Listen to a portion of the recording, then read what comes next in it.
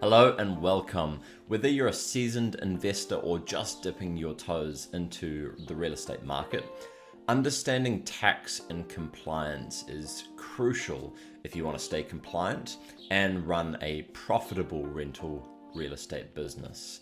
So in this video, we're going to take a look at the key tax dates for landlords in the US and the most common tax forms that you might be using during tax time and tax season.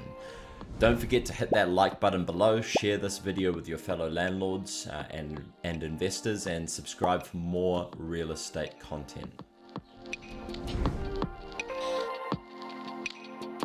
As a self-managing landlord and real estate investor, there are a few key dates and deadlines that you need to be aware of.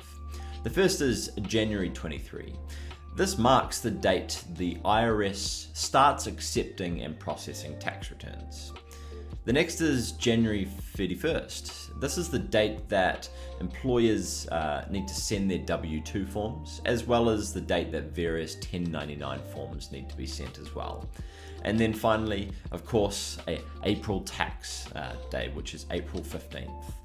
If you can't complete your tax filing by April 15th, you will need to apply for a tax extension, which will extend your deadline to typically October 15th, 2024. Now, let's talk about the tax documents. One of the primary forms you'll need to be familiar with is Form 1040 Schedule E. This form is used by real estate investors to report rental income and expenses. 1099 forms document sources of income outside, the traditional employee-employer relationship. And as a landlord, you'll most likely come across the following other forms or other 1099 forms. So Form 1099K, Form 1099 MISC, miscellaneous, and Form 1099 NEC. For example, if you receive your rent payments online, you may receive a Form 1099K from the payment provider.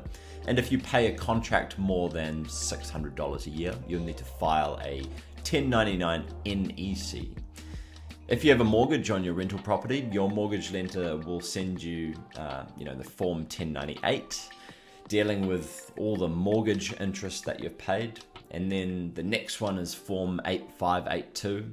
And Form 8582 is used by non-corporate taxpayers such as, self-managing landlords to calculate and then report the amount of any sort of passive activity losses for the current year to bring forth and apply losses from previous years to the current years. So there's quite a few of these different forms that you really need to get your head around. Let's talk about the passive activity loss.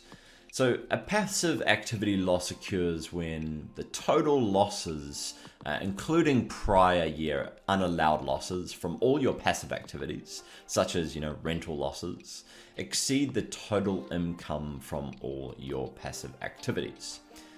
Knowing these forms and all these different parts of the tax forms is really just going to help you stay much more organized and ensure that you're reporting your income and expenses accurately when it comes to tax time. We do recommend you consult with your CPA if you do have any further questions about these tax forms, but this video just sort of gives you a really general idea about how they're structured and what their purpose is.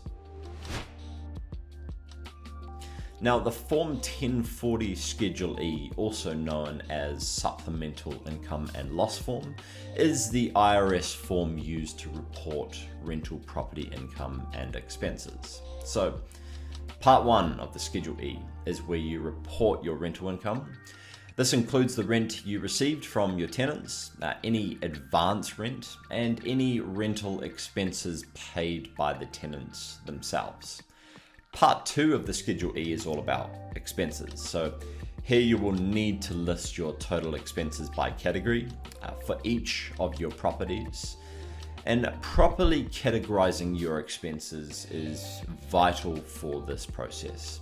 It ensures you claim all the deductions you're entitled to while staying compliant with IRS regulations.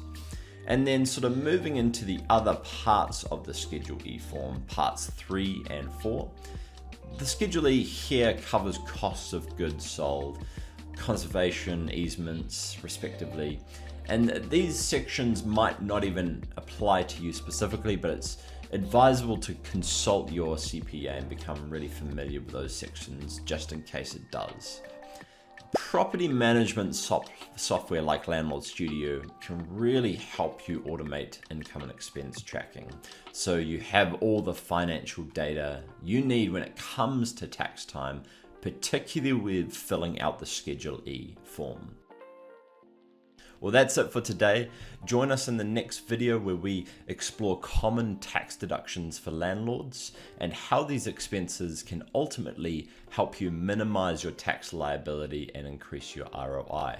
If you found this video useful, please share it with your fellow landlord and investor friends. Please hit that subscribe button and like button below, and check out our channel for more in-depth guides, tips, and expert advice on all things real estate. And of course, if you have any questions, feel free to drop it in the comment section below. Until next time, thank you very much. Cheers.